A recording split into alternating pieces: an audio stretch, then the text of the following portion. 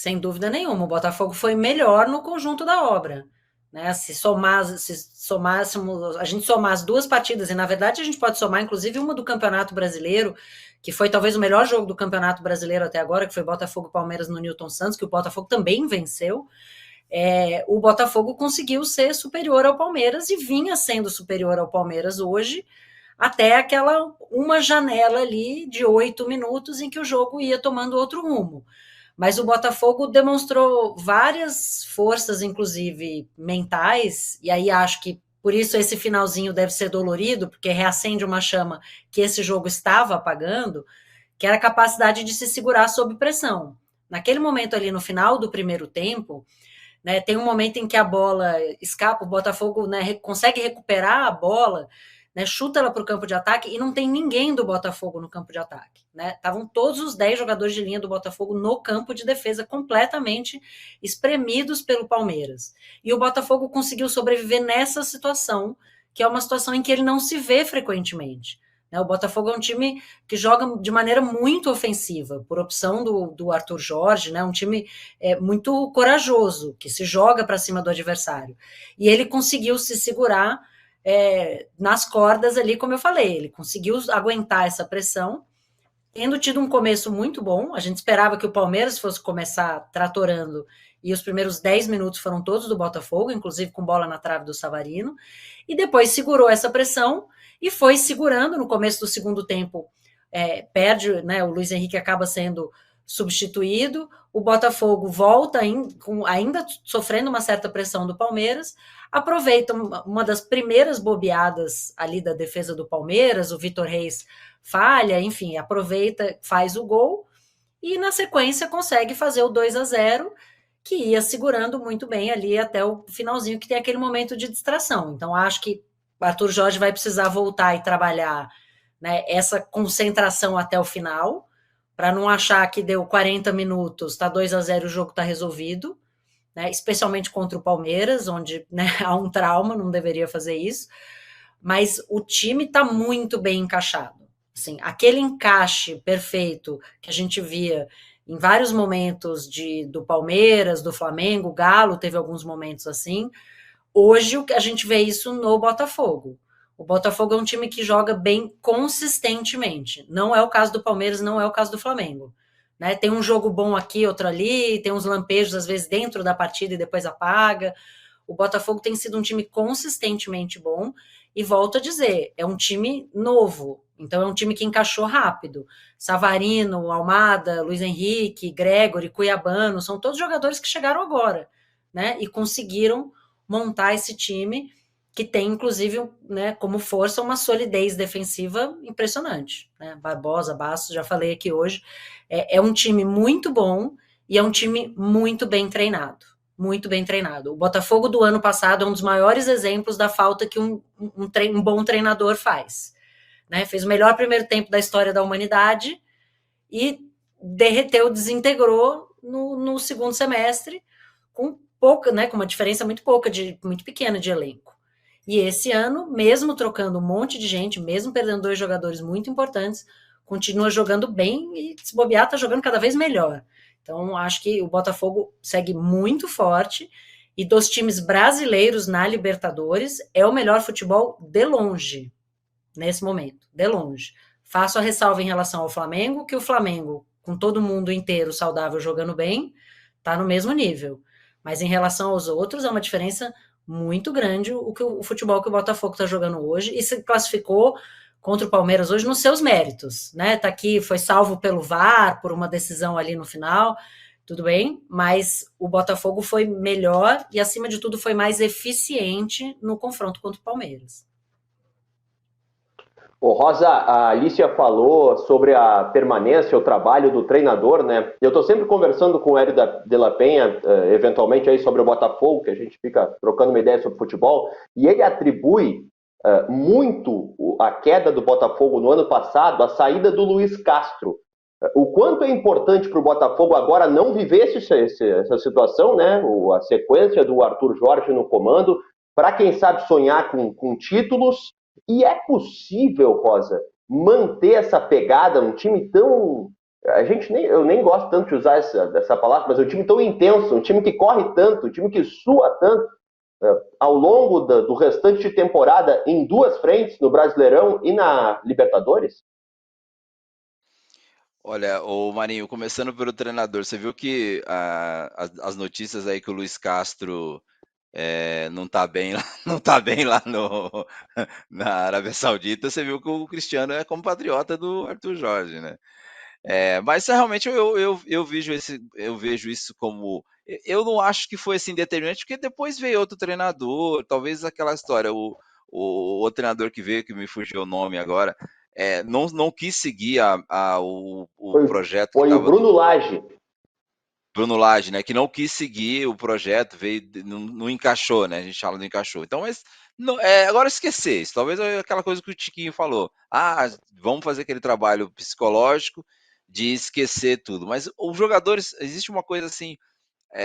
Quando eu era setorista do Palmeiras, eles falavam assim: quando o Palmeiras ficava 5, 6 anos sem títulos, eles falavam assim: não fomos nós que trouxemos o time nessa situação. Então, esses jogadores, como que a gente sabe que vieram nesse ano, o time foi remontado, não foi esses caras que trouxeram, que fizeram a lambança o ano passado. Então, esses jogadores ficam assim, beleza, foram lá, mas hoje eles não sentem, podem não sentir essa pressão. Talvez é isso que o Tiquinho quis dizer, né? Que esses jogadores que estão aí não passaram por esse problema. Agora, fica essa incógnita mesmo, né? Se o Botafogo vai ter força para brigar em duas competições em duas frentes, né? Porque, bem, o primeiro jogo das quartas de final será daqui 3 semanas. Dá para o time também tentar ficar jogando o brasileiro e acumular gordura, mas por outro lado ele vai pegar um time que mordido agora, que também vai buscar esses resultados, porque a gente sabe que o Palmeiras fez um dos melhores primeiros turnos da história dos pontos corridos. Você vê como são as coisas, né? O Palmeiras manda, mesmo com tantos problemas, já manda uns recados aí, ó. Agora esse time vai ter mais tempo para treinar, vai ter mais tempo para jogar. Então o Botafogo, eu acho que vai chegar uma hora que o Botafogo vai priorizar, viu? Vai escolher entre brasileiro e entre Libertadores, porque não vai ter forças para conseguir fazer as duas coisas. E só que ele tem elenco para aquela competição que ele resolver priorizar de até disparar, na, seja no Brasileiro ou seja na Libertadores, tem condições dele fazer boas campanhas. Vai depender agora de fazer o que esses treinadores gostam, os portugueses sempre falam, né? Pensar jogar jogo, né, Marinho? Aí pensar jogar jogo para conseguir agora ele vai ter esse refresco. Vamos pensar agora nesse jogo de final de semana para depois pensar no que vai fazer no decorrer da competição. Mas o Botafogo tem elenco para, na competição que ele escolher, ele tem elenco forte para conseguir brigar pelo título. Marinho, eu estava Alicia, falando. Só porque eu falei sobre eficiência, sobre eficácia, que para mim foi o diferencial, né, o que levou o Botafogo à classificação. Estava olhando aqui as estatísticas finais. O Palmeiras precisou de 23 finalizações para fazer 2 gols. O Botafogo fez 8.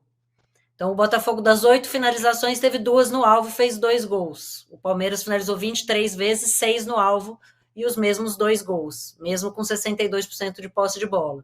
Né? E no futebol, depois o povo fala, resultadista, não sei o que, mas futebol é isso, você pode ficar com a bola 90% do tempo e chutar 50 vezes, não fizer o gol, não adianta. E o Botafogo viveu muito isso no ano passado do outro lado. Né? Eu lembro muito, para mim, uma partida entre Botafogo e Cuiabá, no Newton Santos, que o Botafogo teve 32 finalizações e perdeu de 1-0 para o Cuiabá. Então, você ficar com a bola e chutar muito no gol, não serve de nada se você não for eficiente. E o Botafogo tem sido muito eficiente e foi hoje mesmo sendo muito pressionado e mesmo tomando aquele sufoco ali no final. O troféu e campeão de posse de bola realmente ninguém quer, né? E o Palmeiras no primeiro. O Palmeiras contra o Flamengo no primeiro jogo da Copa do Brasil não deu uma finalização no gol.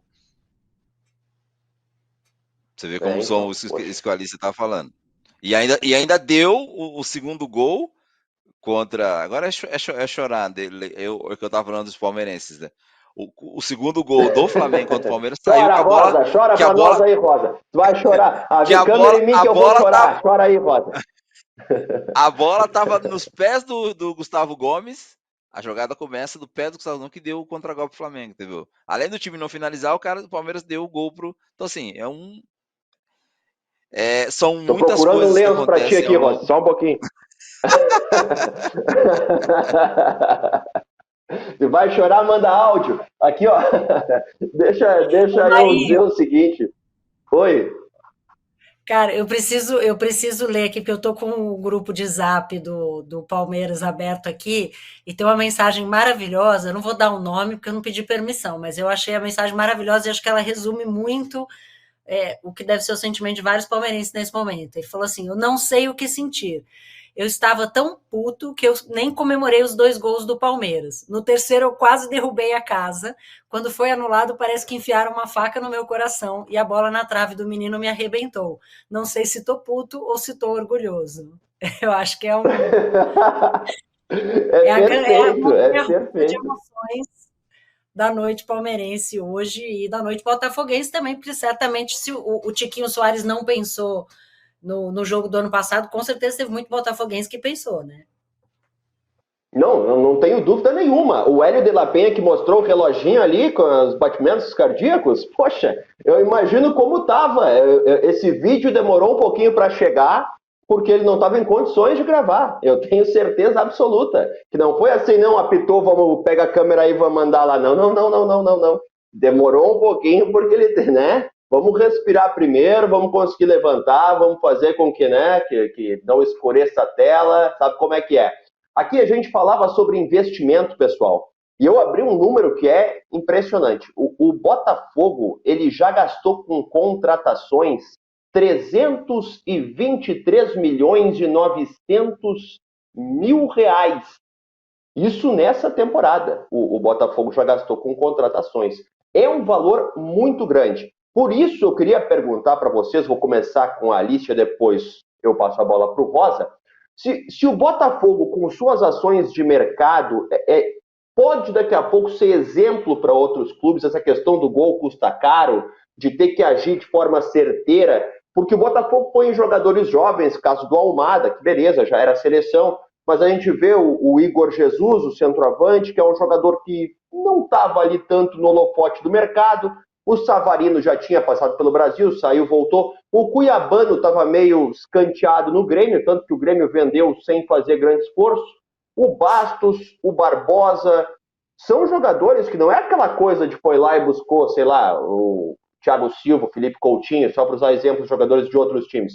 O Botafogo foi certeiro, foi correto, gastou, mas gastou bem. É exemplo que o Botafogo está fazendo nesses movimentos de mercado, Alicia? Eu acho que é. Eu acho que o scouting do Botafogo é exemplo, porque você tem ali os dois, né? Os dois jogadores, o Almada e o Luiz Henrique, um pouco não, fora da curva, nos valores muito altos, que jogam esse pacote de contratação nessa quantia que você falou, de mais de 300 milhões, mas a maioria desses jogadores não são jogadores absurdamente caros e nem jogadores de grande nome.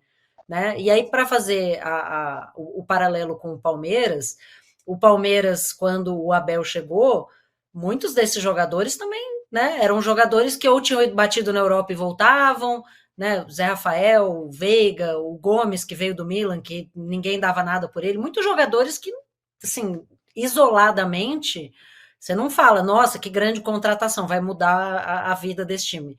E o que o Botafogo conseguiu fazer foi pegar, né, 2 jogadores mais fora de série e outros jogadores, que aí é o valor do scouting, que é você entender que tipo de jogador você precisa e acertar na contratação, que não é sair só jogando dinheiro, torrando dinheiro. Né? O Palmeiras já fez isso. O Palmeiras teve uma janela que gastou essa do Flaco, que veio o Merentiel, que também já foi embora. Tem muita. Acho que a própria contratação do Flaco Lopes, se a gente fizer a conta aí do quanto ele custou para o que ele já fez de gols para o Palmeiras, não sei se essa conta fecha. Né? E o que o Botafogo está fazendo, à exceção desses grandes investimentos, é contratar bem, é contratar certo. E aí tem um parênteses em relação a esses que são valores maiores, é que o Botafogo hoje, além de ser um time que vai brigar pelos títulos aqui, é um entreposto dos outros times do John Textor. Então, se o cara for muito bem aqui, manda ele para o Lyon. Né? Ele for muito bem aqui, ele vai, né, mudar de time lá na Inglaterra, manda ele lá para a Inglaterra. Então tem também tem que fazer essa conta que, né, um clube como o Palmeiras, o Flamengo não tem isso. O cara vem para cá para ficar aqui. No Botafogo ele pode vir para passar um tempo no Botafogo e depois ir para a Europa. Então essa conta ela é um pouco diferente. Mas volto a dizer, o Botafogo contratou muito bem. Porque você contratar no meio do ano e você montar um time praticamente só de contratações da janela que comece a dar resultado tão rápido, para mim, uma combinação de boas contratações com ter um excelente treinador que sabe utilizar esses jogadores e sabe se virar mesmo quando as contusões aparecem. Então, o Botafogo, para mim, assim, tá se formando uma tempestade perfeita, né? Tá tudo dando certo, mas como é o futebol, né? Se não é a mão do Gustavo Gomes, tudo podia ser diferente e o Botafogo estaria só no brasileiro, como é o caso do Palmeiras. Então, essa é a beleza desse jogo. Mas hoje vejo o Botafogo muito forte e principalmente se conseguir contratando, porque seu histórico recente de contratações é muito bom. Tá negociando com o Vitinho, lateral que está jogando na Inglaterra, o Botafogo, para substituir o Damian Soares. O jogador que disse que estava insatisfeito, daí ia embora, no final não foi, daí o Botafogo disse, não, beleza, se está insatisfeito não vai jogar mais. Então o Botafogo, entre contratações que está buscando, tem outras também, está indo atrás de laterais direitos. Rosa, a gente está quase elogiando o John Textor, quase. Estamos batendo na trave de elogiar o John Textor.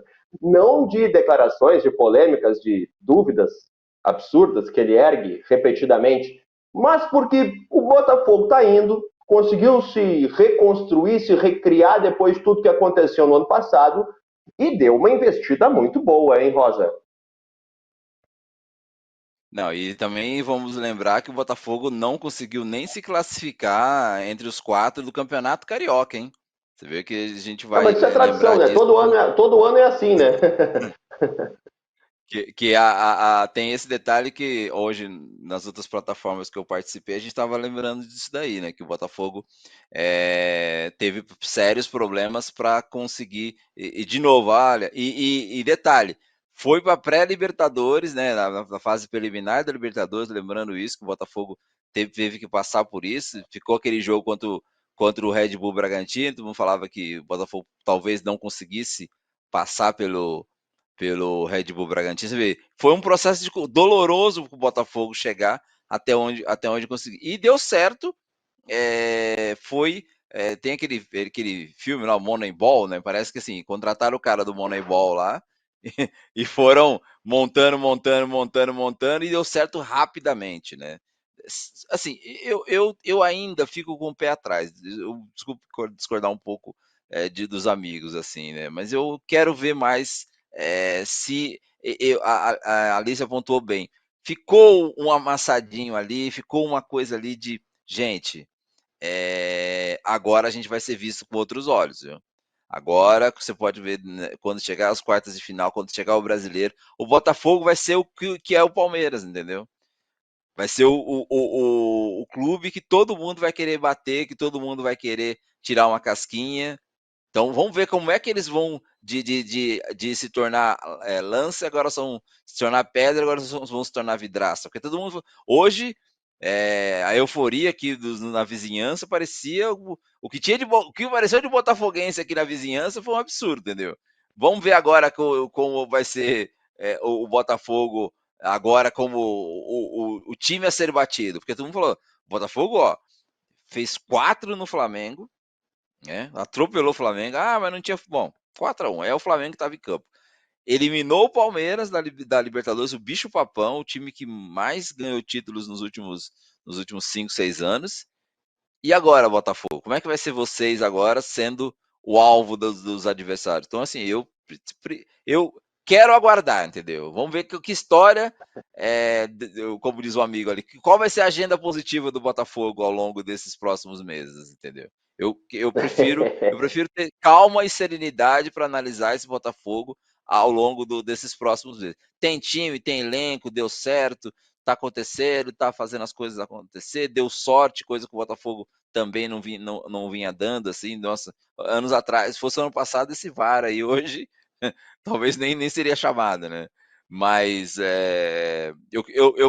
eu agora ponho os pés no chão. Esse deixou uma má impressão para mim. Má impressão não. Deu roubando de novo da Alicia. Ficou ali uma batidinha ali. Sabe quando você vai comprar um carro novo, um carro usado, você olha e fala, tem algo aí que não está me cheirando bem, entendeu?